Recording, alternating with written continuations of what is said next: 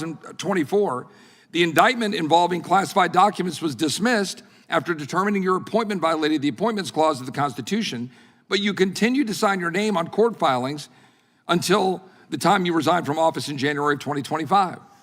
A federal judge just recently stated a prosecutor who continues to sign his name in court filings after a disqualification order. All right, watch this. Because if you think these hearings are usually slow, predictable, or carefully scripted, today's exchange blows that idea to pieces.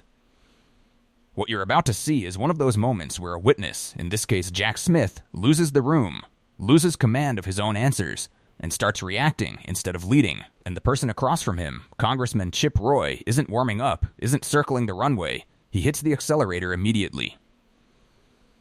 This hearing starts with a question that should have been simple. Not ideological, not emotional, not even political on its face. Did you subpoena phone records of members of Congress? That's it. That's the first pitch. That's the tone setter. And Jack Smith answers it with a phrase that should set off alarm bells for anyone who has ever watched a powerful official try to talk around a problem. I don't recall a specific number. From this moment forward, the dynamic flips. The questioner has momentum. The witness is on defense. And the longer the exchange continues, the more Smith seems to shrink into that defensive crouch, talking in circles, deflecting away from the core issue, and trying to avoid the very thing Roy keeps dragging back into the center of the table. Did this investigation cross the line into surveillance of political adversaries? What makes this confrontation so riveting isn't just the accusations. It's the collision of two entirely different emotional energies. You have Roy, outraged, prepared, armed with documents, and then you have Smith, delivering answers that feel drained of urgency, detached, and increasingly cornered. And every time Roy points to a new piece of evidence, the email about his own phone records, the list of conservative groups, the timeline of subpoenas, the question of whether limits even existed, you can practically see the witness recalibrating, trying to figure out how to frame his response without digging himself deeper. This script isn't about exaggeration. It doesn't need exaggeration. The transcript itself is explosive enough. The tension builds naturally because Roy is methodically stripping away every layer of insulation Smith tries to wrap himself in. First, did you subpoena my records? Then, why wasn't I told? Then, why did this extend to election lawyers? Then, why did this extend to activists? Then, why did this extend to hundreds of conservatives across the country? And every time Roy escalates, Smith answers with uncertainty. I don't recall. I don't know what you mean by monitoring. I don't recall specific conversations. These aren't answers that build confidence. They're answers that drain it. Before we get into the raw footage, understand the stakes here. This isn't a routine oversight hearing. This is a direct confrontation over whether a special counsel and the prosecutors before him swept up political opponents' data under the banner of an investigation that kept expanding its reach. What you're about to see in the first clip is the moment Roy lays down the foundation. It's the part where he establishes, yes, this happened, yes, it was hidden from him, and yes, the Department of Justice obtained his records without his knowledge. The power imbalance flips the moment Roy says he learned about his own subpoena only weeks ago. Because now, it isn't hypothetical. It's personal, and when we get to the second clip, the one you saw a teaser from, that's when Roy drops the hammer. That's when he shifts from exposing the scope of the investigation to calling out what he sees as raw abuse of authority. And he backs it with a stunning line. That a judge found Smith's appointment unconstitutional, and yet Smith kept signing filings anyway. Pay attention, because these next two sections show exactly how an investigation meant to be tightly controlled spiraled into a constitutional clash. Thank the chairman. Mr. Smith, how many members of Congress or the Senate did you subpoena phone toll records? As I sit here right now, I do not recall a specific number. Is this the complete list right here?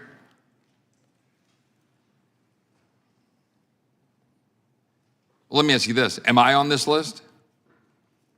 Did you target my records and subpoena my phone toll records? My understanding is your records were subpoenaed by prosecutors before I became special counsel. Well, staff would put this up on the screen. I'm thankful for the great staff who discovered the email, where I learned for the first time a few weeks ago that my phone records were indeed targeted. We called AT&T, and we've learned that they were given to the Department of Justice, as this email indicates, because I had been in communication with Scott Perry, one of my colleagues here in Congress, who literally had his phone taken from him in front of his family. And of course, as we've already talked about in this document, it talks about you could be in violation of the privilege by even obtaining and possessing this information if the member objected to the disclosure. This happened 4 years ago in May of 2022, and I couldn't object because I didn't know. I didn't know until about 3 weeks ago. My question here is, was there any limits to your investigation or the investigation that preceded you, Mr. Smith? Because as egregious as a violation of separation of powers this is, as an egregious and abuse of power it is, it's far more concerning you are clearly targeting American citizens for merely being conservative or supporting the president. We've got memos that we've already been talking about in this hearing from April 2022 that preceded you that establish and open the investigations, one of which has Attorney General Merrick Garland's signature on it. And the focus was the electors. Now, that was 6 months before you were appointed. You testified earlier, you met and interviewed Merrick Garland and Deputy AG Lisa Monaco, and you briefed the AG and Deputy multiple times. Did you brief them on the electors and the prosecution of their supposed crimes? Did I? I'm sorry. Did you brief them on the electors and their supposed crimes? I don't recall specific conversations, but I'm sure that in the course of briefing them, I discussed... Wasn't that the purpose of the entire investigation as it was set out? Because putting aside that in 1960, as we already talked about, my friend Mr. Tiffany, that Hawaii put forward an alternate slate of electors, the investigation pivoted to President Trump and, frankly, anybody who knew him. Do you know who Cleta Mitchell is? Yes, I do. She's an election lawyer that was involved in filing an election contest on behalf of President Trump in Georgia in December of 2020. A 64-page complaint with over 1,100 pages of exhibits, witness affidavits, and expert witness reports documenting thousands of votes cast in violation of Georgia law, but which were nevertheless included in the vote totals. Now, notwithstanding the disposition of the cases that was filed, is that a criminal act? Filing an election contest on behalf of a candidate for office, a client. Is that a criminal act, yes or no? No, in fact, Okay, take a breath. Because right there, in just over 3 minutes, the entire tone of the hearing is set. Watch how the momentum shifts. Roy doesn't waste a syllable. He dives straight in with, how many members of Congress did you subpoena? And when Smith responds with vague uncertainty, Roy immediately tightens the net. The key moment, the one that changes the temperature in the room, is when Roy asks, am I on this list? It's one thing to debate policy or process. It is a completely different universe when the investigator is forced to admit that the person questioning him had his own data pulled. And the only reason Roy even knows is because his staff uncovered the email, not because DOJ told him at the time. That matters. Because you can see the emotional switch flip. Roy goes from probing to personal, from curiosity to outrage, from theoretical to, this happened to me. Notice how Smith's tone shifts in response. There's a kind of verbal retreat, a hedging. My understanding is, I don't recall. This was before I became special counsel. Those qualifiers are doing a lot of work. They're not clarifying. They're distancing. They're attempts to create separation between himself and the decisions made in the earlier phase of the investigation. But Roy doesn't allow that separation. He keeps tying Smith to the broader structure, the prosecutors, the memos, the meetings with senior DOJ leadership. And when Roy brings up Scott Perry having his phone taken in front of his family, that's not just an anecdote. It's a warning flare. It's Roy demonstrating that the government's reach wasn't abstract. It physically touched the lives of lawmakers and their families. Then comes the escalation, the investigative scope. Roy moves from his records to hundreds of conservatives, activists, political groups, think tanks, and lawyers. And the way he lists them, rapid fire, unbroken, one after another, is a rhetorical strategy. It's meant to widen the frame so the audience sees not a target, but a pattern. And Smith's responses? They don't disrupt that narrative. Because Smith never provides a clear justification for why these people were swept in. Here's the turning point, the question about election lawyer Cleta Mitchell. Roy gives the context, the election contest filing, the evidence, the affidavits, all facts on the record. And then he asks the simplest question of the entire hearing. Is filing an election contest a criminal act? Smith answers flatly, no. That's the trap snapping shut. Because Roy's immediate follow-up is, then why were her phone records monitored 2.5 years later? And Smith can't give a clean, confident answer. He tries to parse terminology. I don't know what you mean by monitoring, but the point has already landed. If the act wasn't criminal, why did the investigative scope extend so far, so late, and so broadly? This first section ends with Smith looking increasingly boxed in. He isn't driving the conversation, he's absorbing it. And the more Roy presses, the more Smith retreats into procedural language instead of substantive explanation. But the real explosion, the part where Roy goes from aggressive questioning to a full-scale indictment of Smith's authority, is coming next.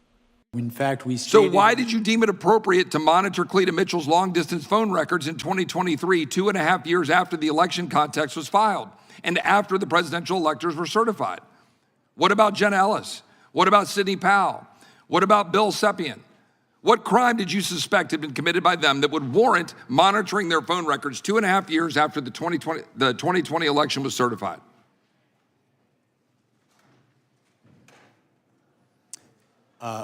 With respect to Sidney Powell, she is one of the co-conspirators alleged in the indictment. I don't know what you mean by monitoring, sir, if you're talking. Well, there were some 400 plus Republican conservative groups and leaders who were targeted by your investigation. Their financial records were obtained, records of the RNC, the Trump campaign, Cleta Mitchell, the Conservative Partnership Institute, the America First Policy Institute, NRCC, NRSC, PACs, conservative groups, people all across the country, citizens, because we hear a lot about members of Congress. And we should, because of separation of powers and the egregious abuse of power. But what we're not talking about enough, in my opinion, are the American citizens that have been targeted. Because frankly, are there any limits to the power of a special prosecutor or special counsel?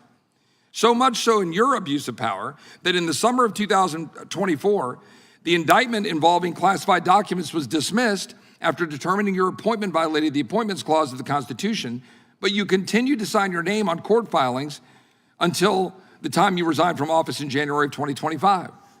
A federal judge just recently stated a prosecutor who continues to sign his name in court filings after a disqualification order should face disciplinary action or disbarment. I yield back. Gentleman yields back. Did the gentleman have the opportunity to respond? If the gentleman wants to respond, he can. With respect to the last point, Judge Cannon's order specifically limited her finding to that proceeding. So there would be nothing improper about continuing to litigate the cases in Washington, D.C., and with respect. This is where everything spikes. Roy moves from the what happened to the why it matters, and the tone becomes unmistakably sharper. He expands the frame from congressional records to average Americans, conservative activists, nonprofits, policy groups, and he points out something Smith never counters, the sheer scale of data pulled into this investigation. Watch the way Roy phrases it. People all across the country, American citizens, targeted. That's not just critique, it's an accusation of weaponization. And Smith never directly disputes the scope. Then, Roy drops the heaviest element of the entire hearing, the judge's ruling that Smith's appointment violated the Constitution. He states plainly that despite that ruling, Smith continued signing filings until resigning in 2025. That's the moment you saw in the opening teaser. The moment where Smith's silence becomes the story. Because Smith doesn't rebut the underlying facts. Instead, when the chairman invites him to respond, Smith narrows his answer to legal technicalities, that the ruling applied only to the Florida case, that appealing the ruling wasn't improper, that litigating in D.C. remained lawful. But here's why that response doesn't neutralize Roy's criticism. It doesn't address the ethical core of the accusation. Roy's argument isn't procedural, it's moral. He's saying, you were found to be improperly appointed, and you kept exercising authority anyway. Smith's response, though legally grounded, feels like a dodge because it never acknowledges the legitimacy crisis Roy is raising. This is why the moment lands so hard. Viewers can feel the divide. Roy is framing the entire investigation as an assault on constitutional limits. Smith is trying to contain the damage by confining it to jurisdictional nuance. That contrast, righteous anger versus legalistic distancing, creates the emotional payoff that makes hearings like this go viral. Now step back and look at the overall arc. This wasn't a meandering oversight session. It was a straight-line escalation. Phone records subpoenaed, not disclosed to the member. Election lawyers swept into investigations despite non-criminal actions. Hundreds of conservatives caught in the dragnet. A constitutional ruling undermining the special counsel's authority. Smith's answers becoming narrower, more guarded, and more reactive. At every stage, the pressure increased. At every stage, Smith gave less clarity. And by the end, the question isn't whether Roy landed punches, it's how many. When you watch Smith at the end, offering a tightly constrained defense, you can see the shift. Early in the hearing, he answered broadly, trying to keep distance between himself and earlier prosecutorial decisions. By the end, he's holding on to small legal footholds, carve-outs, distinctions, procedural defenses. That's not the language of someone steering the conversation. That's the language of someone trying not to sink further. The reason this hearing resonated, and the reason people are still replaying this exchange, is simple. It's one of the rare moments where a powerful federal figure is forced into the hot seat and stripped of the ability to hide behind process. Every time Smith fell back on "I don't recall," Roy countered with documents, timelines, or examples. And by the time Roy unloaded the constitutional ruling, Smith had nowhere left to retreat except into narrow technical defense. That's why the second clip is the one we used for the opener, because that's the exact moment when the whole narrative tightens, when the stakes stop being theoretical and become constitutional. In political hearings, there are always two battles, the factual battle and the optical battle. Today, Roy dominated both. He dictated the pace, controlled the frame, and cornered Smith into increasingly smaller answers. And the part that seals it? Smith never directly challenges the charge that this investigation swept too broadly, targeted political speech, or collected data from people who had committed no crime. His answers are indirect, procedural, detached. That detachment is what makes Roy's outrage resonate. Because in hearings like this, emotional intensity beats bureaucratic caution every time. This wasn't a collapse in the sense of a meltdown. It was a collapse of control. Smith began this exchange trying to maintain distance and ended it trying to plug holes in the wall as Roy kept opening new ones. And if you felt the tension rise with each minute, that wasn't editing, that wasn't theatrics, that was the transcript itself. If you want more breakdowns like this, where powerful people get pressed on the record, hit subscribe and drop your take in the comments. Who do you think came out stronger in this hearing? And what was the one moment that changed the whole exchange?